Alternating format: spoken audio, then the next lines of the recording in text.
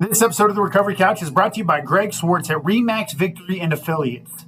Whether you're buying or selling your home, Greg brings heart, hustle, and honesty to every deal. Call Greg at 937-477-8975 today. What's up, guys? Welcome back to the Recovery Couch. I'm your host, Brandon Couch, and this is episode 8 of our Understanding Cognitive Behavioral Therapy series. In today's episode, we're diving into a powerful and often misunderstood part of the CBT called exposure. Exposure therapy isn't about being reckless or forcing yourself into uncomfortable situations.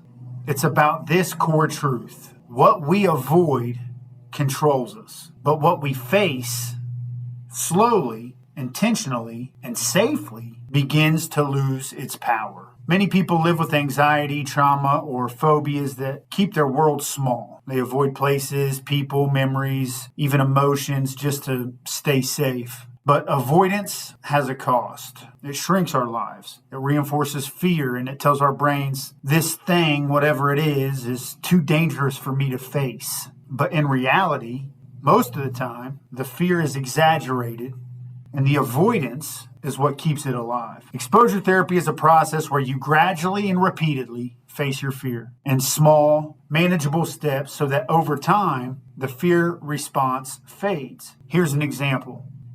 Let's say someone has panic attacks in crowded places. Instead of avoiding all public spaces, they might start with standing outside of a busy store or walking in public for 30 seconds or staying in a crowded place for a few minutes. That's exposure in action. Steady, repeated practice that retrains the brain. Now, let's be clear. This isn't about pushing yourself too far, too fast. It's about progress, not perfection. The goal is to build tolerance, not just for fear itself, but for the truth that you can survive what you're afraid of. And over time, those fearful triggers lose their grip. So how do we start? 4 steps. 1, identify the fear. Be specific. What are you avoiding? And what emotion or outcome are you afraid of? 2, break it down into steps. Create a ladder from the least scary version of the situation to the most difficult. 3, start small. Go slow. Repeat the same step until your anxiety starts to fade. Then move to the next one. And 4, celebrate the process. Courage isn't the absence of fear. It's movement in the presence of fear. So celebrate the fact that you're being courageous. And for people of faith who are listening, facing fear is a spiritual act too. 2 Timothy chapter 1 verse 7 tells us, "For God has not given us a spirit of fear, but a power, love, and a sound mind." That doesn't mean we never feel fear. It means fear doesn't have the final word. This is the Recovery Couch, and I'm Brandon Couch. I want to thank you for joining me for episode 8 of Understanding CBT. Next time, we'll talk about CBT and faith, how scripture and spiritual truth can work alongside therapy to renew our minds and transform our lives. Until then, take one brave step and prove to you that fear doesn't own you. This episode of the Recovery Couch is brought to you by JB Davis at Performance Chrysler Dodge Jeep Ram. For integrity, service, and unbeatable deals, ask for JB in Centerville and tell them the Recovery Couch sent you.